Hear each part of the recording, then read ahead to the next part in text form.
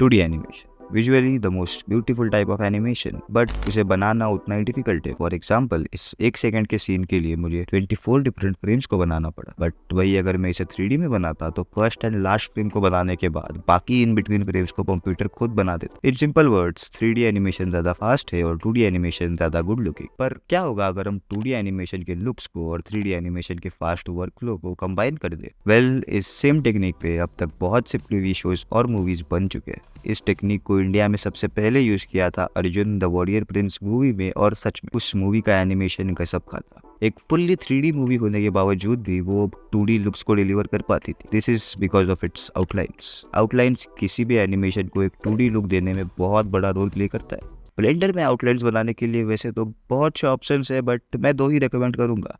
सबसे easy inverted हल और थोड़ा सा difficult line art modifier. Blender में एक मॉडिफायर है सॉलिडिफाई मॉडिफायर, जो तुम्हारे मेश को थिकनेस ऐड करके देता है। अगर तुम इस एडेड थिकनेस को ब्लैक कलर दे दो तो you will get outlines. Step by step जाए तो फर्स्ट अपने 3D मॉडल्स को सिलेक्ट करो, फिर उसके मटेरियल्स में जाके न्यू मटेरियल ऐड करो और उसे नाम दे दो आउटलाइंस। अब शेडर एडिटर में जाके आउटलाइंस वाले मटेरियल को सिलेक्ट करो और इस नोट ट्री को एज इट इज कॉपी कर लो। अगर तुम्हें इसे बनाने में एफर्ट्स नहीं लेने तो just join my Discord server और इसेंशियल्स वाले चैनल से आउटलाइंस वाली ब्लेंड फाइल डाउनलोड कर लो, लिंक इन डिस्क्रिप्शन। फिर से लेआउट में आओ, अपने मॉडल को सिलेक्ट करो, इस पे सॉलिडिफाई मॉडिफायर ऐड करो। सॉलिडिफाई मॉडिफायर में सारी सेटिंग्स को एज इट इज कॉपी कर लो and you will get outlines. अगर तुम्हें थिकनेस चेंज करनी है तो मॉडिफायर की थिकनेस को चेंज करो। अगर तुम्हें आउटलेट का कलर चेंज करना है तो इस नोड का कलर चेंज करो। बोनस टिप, अगर तुम्हारे ऑब्जेक्ट्स पे एक से ज़्यादा मटेरियल्स है तो सॉलिडिफाई मॉडिफायर में मटेरियल इंडेक्स का नंबर चेंज करके ट्राई करो।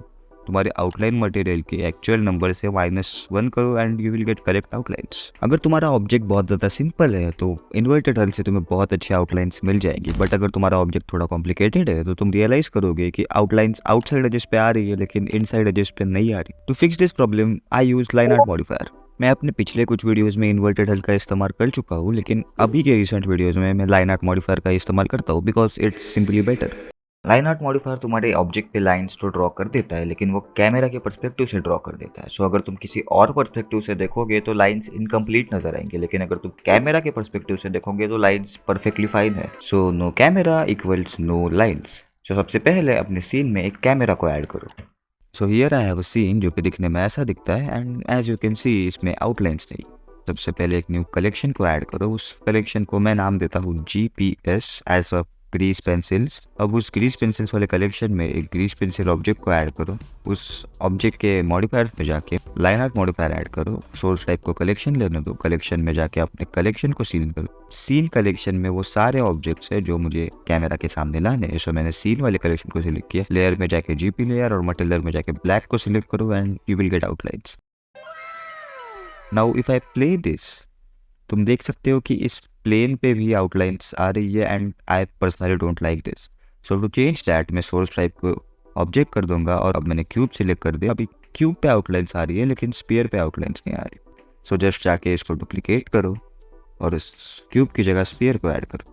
अब इन दोनों ऑब्जेक्ट्स पे आउटलाइंस आ रही है। नाउ वन टिप जो मैं तुम्हें देना चाहूँगा इज टू बी पेशेंट, क्योंकि अगर तुम इस सीन को एज इट इज रेंडर करोगे तो तुम देखोगे कि सीन में आउटलाइंस नहीं आ रही। बट जस्ट वेट, सीन अभी तक कंप्लीटली रेंडर नहीं हुआ है। जब सभी सैंपल्स को कंप्लीट रेंडर हो जाएगा तब उसके बाद ब्लेंडर उस पर आउटलाइंस ऐड करेगा।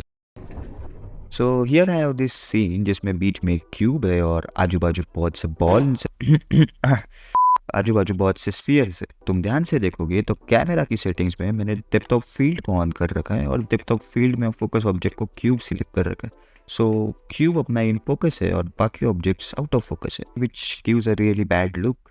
सो टू फिक्स दैट सबसे पहले अपने ग्रीस पेंसिल ऑब्जेक्ट को सिलेक्ट करके डिलीट करो। अभी new grease pencil object add करो और एक की जगह 2 ऐड करो। पहले वाले ऑब्जेक्ट को नाम दे दो फोकस्ड ऑब्जेक्ट और दूसरे वाले को नाम दे दो आउट ऑफ फोकस ऑब्जेक्ट। अब फोकस वाले को सिलेक्ट करके ऑब्जेक्ट में लाइन आर्ट में जाओ, एज यूजुअल अपने क्यूब को सिलेक्ट करो। अभी आउट ऑफ फोकस वाले ऑब्जेक्ट को सिलेक्ट करो और उसमें लाइन आर्ट में जाके क्यूब स्फीयर्स को अलग से सिलेक्ट करो। अभी आउट ऑफ फोकस वाले ऑब्जेक्ट में जाके बेक लाइन आर्ट पे क्लिक करो एंड यू विल सी कि नीचे की फ्रेम्स ऐड हो रहे हैं। This will take time as per the length of your animation, so just wait. और जब वेट कर ही रहे हो तो लाइक भी कर दो। ओके, सो अभी ये पूरी तरह से बेक हो चुके हैं। इफेक्ट्स में जाओ और ब्लर इफेक्ट को ऐड करो। यूज डेप्थ ऑफ फील्ड पे क्लिक करो and you will get perfect outlines. Here's the result. Okay, bye bye, video खत्म। कमेंट डाउन अगला ट्यूटोरियल किस टॉपिक पे चाहिए and we will see you soon. Bye bye bye, टाटा, good bye.